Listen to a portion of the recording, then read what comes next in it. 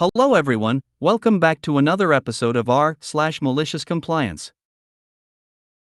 In today's episode, want my section because I make more money. Go ahead, I will still make more than you. You have to use your vacation days. You need to grade my test accurately. It's for a scholarship. Oh, is it, now? Let the pettiness ensue. Before we get started, make sure to subscribe so you will never miss a video. So let's get started. Want my section because I make more money. Go ahead, I will still make more than you. This all happened about 18 years ago. I was a waitress for a village inn. I worked the morning shift because it had the most business. Now this is back when smoking was still allowed in restaurants and we had a smoking section and a non-smoking section. Our seating chart was designed for this in mind and never changed even after the restaurant went full non-smoking. Now on Sunday we had your wonderful church rush that would pack the entire place for hours. So Sunday was totally non-smoking until 3 p.m. On the weekends we would have about 8 servers. This meant that smoking side had 2 while the other side had 6. So if you worked the smoking side you had 10 tables to take care of while the other servers had 4. Management knew I was good at what I did and would always put me in the biggest section on Sunday and I could take care of all 10 of the tables no problem. Now servers always talk about their tips and without fail I always made more than anyone else. This caused anger from some of the newer servers and they said it was because I always got the better section. Management came to me and told me what was going on. That's when we decided on malicious compliance. Okay, you can have my section next Sunday, I will take this small section. But since I am on the other side of the restaurant, I will not be able to help you much. I then got to enjoy a less stressful Sunday, did my job like normal, turned my tables, and made a ton of money. The other server was running around like crazy and not getting much done. At the end of the shift they learned that they made less than the week before because of how bad they were taking care of their tables, and the church crowd are horrible if you aren't taking care of them right. It was always great to hear the server say you can have your section back, I don't want it ever again. Now this was not a one-time thing, this happened many times over the 5 years I worked there. Every time it happened I still made more money. Every time we would get a new server complain I just smiled and said, go ahead, take my section, I could use a break. You have to use your vacation days. First time poster in this sub, but long time lurker, so if I've done something wrong, please let me know. English not my first language, etc., etc. In fact, for context, this takes place in the Netherlands, which has a very different working culture and legislation than the US. Recently I got a message from HR that I still had a lot of holiday hours open, many of which would lapse as of July 1st, as a matter of law. I was aware of this, but in the past I was always able to sell them for money. In the COVID years I've hardly been away for mostly obvious reasons, and I'm getting 32 days per annum. In other words, my vacation days had piled up and my current balance was a grand total of 390 hours. And that's excluding the new 32 days from 2023. So, that's almost 10 weeks of holidays. Of these, I had to finish roughly 200 hours, or 5 weeks, before July 1st. Possible of course, but hardly ideal. Not for my employer, our customer, or for myself. Which is why I thought it wouldn't be a problem to sell these hours for extra salary, as I had done before. But I was quite wrong. HR told me to contact my manager, who denied my request. I explained to him exactly how many days I had still open. He'd asked the CEO, but the CEO sent me a message about how they care about work-life balance and mental health, etc. For the record, I fully agree with this stance in principle, and frankly, I think the measly amount of holidays people in the US get is shameful. And the culture in which it's sort of not done to actually take your holidays, I find outright toxic. I'm glad I'm working in a country and for an employer where this situation is much better. But on the other hand, one has to be practical. COVID was inflicted upon us all, and you can't compensate for a lack of holidays taken in the past, with taking copious amounts of holidays now or in the near future. I love to travel and to socialize, but we couldn't go anywhere or do much, and I didn't see the point in taking holidays just to sit home more. In fact, my work provided me with some much-needed structure during the lockdown times. And working from home meant that work was actually much more stress-free than it was in the office. So anyway, I brought up my situation and my reasoning, but it was still denied. I was just told it's good to take off some days, and to go on holiday, and so on.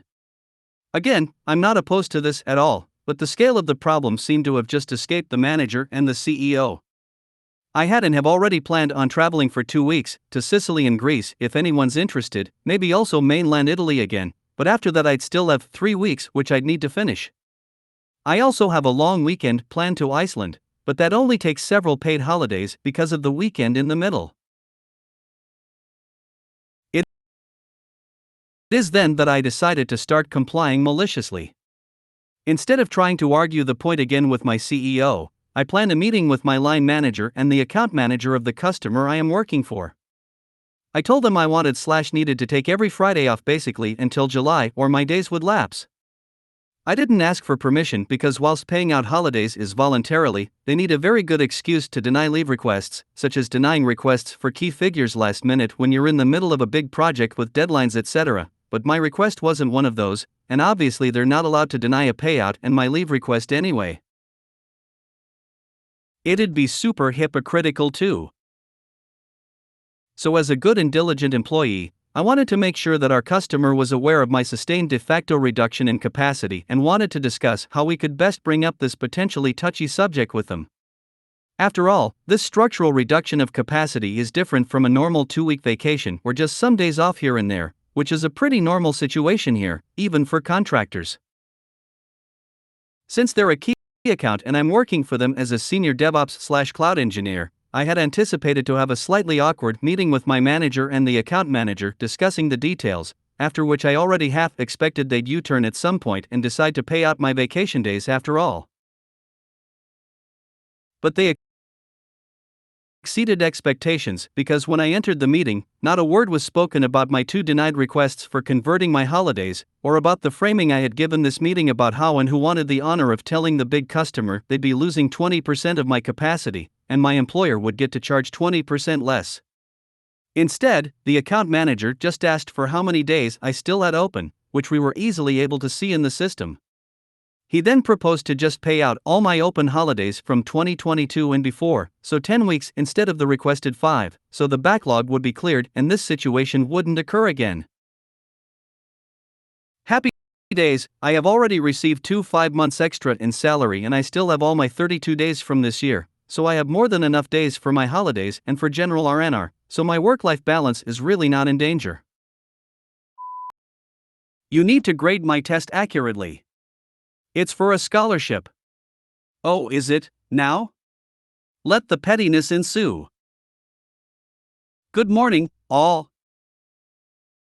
As much as I'd like to start this off by saying things like, let me tell you a little bit about me, or I'm so petty I performed at the Super Bowl halftime show in 2008 and then go into a diatribe about just how petty I could be, this is far from the truth.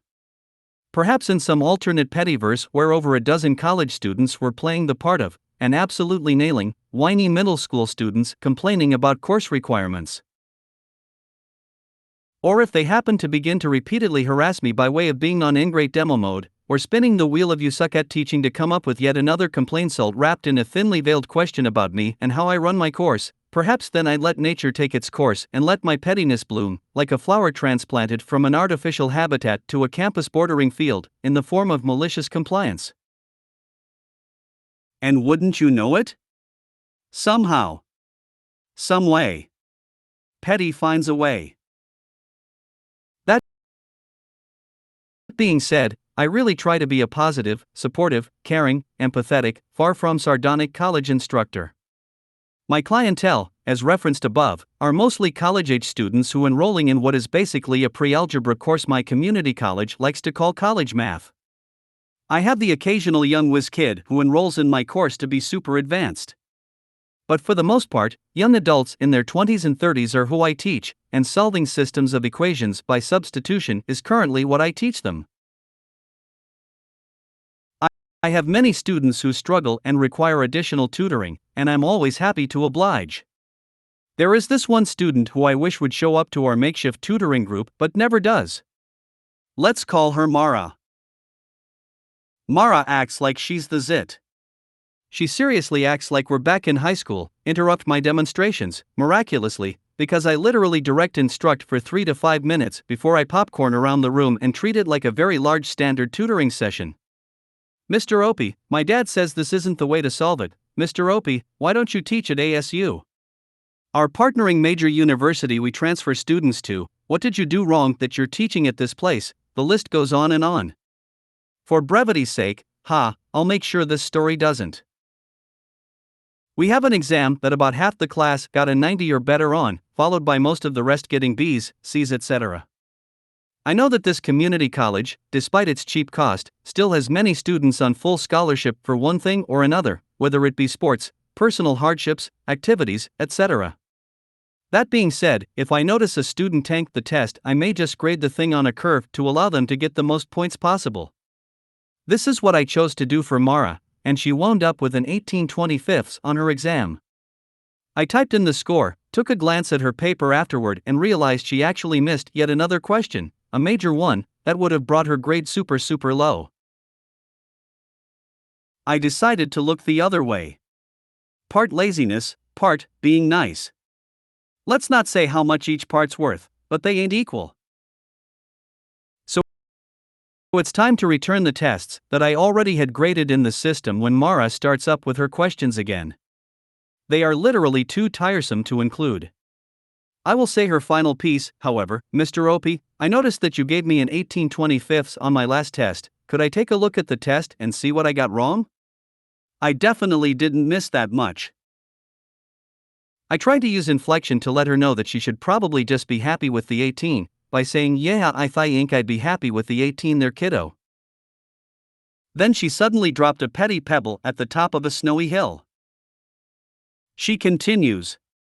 This time standing, walking toward me, and pointing her Cruella de Vil finger at me, saying, no. You can't just put whatever you want for my grade, 18 out of 25 is not even possible. I need to keep my GPA high because of all my scholarships. You need to grade my test accurately. Enter Pettylicious Compliance. I knew good and well that she did not deserve, by any stretch of the imagination, anywhere near the 72% that 18/25 is. She didn't master 72% of the content. She didn't get 72% of the questions correct. I'll be honest and say that when I grade dozens of exams, I tend to look at the most important questions on each test and ensure these are 100% accurate. I always pepper in some spiraling thinky type questions, stuff with rigor, but I don't grade against it. If I ever make an error in grading, it 150% of the time favors the student. I took her particular course's papers out of my Blotach case, file through the exams and find her particular one, and look at it, quizzically, then I look back at her while my head is still positioned toward the paper. I'm trying so hard to give her an out, she wouldn't budge. So I say, you know what? You're right. I did make an error, oh, crud, more than one.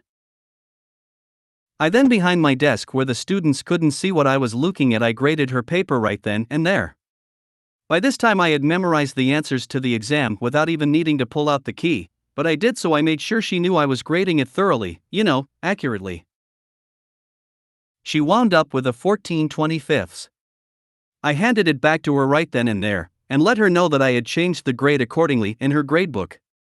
That 14 she got, one of the solutions to the system she just managed to solve for y but not for x, turned her high C to a solid D. She looked through the exam, scouring it, looking like the toy man from Toy Story, using an infinitely increasing series of overlapping lenses to look for one minuscule error on my part. I also made sure I took a picture of the test before handing it back, so she couldn't pull the C, I made it negative, it's right sort of thing. She's done that in the past.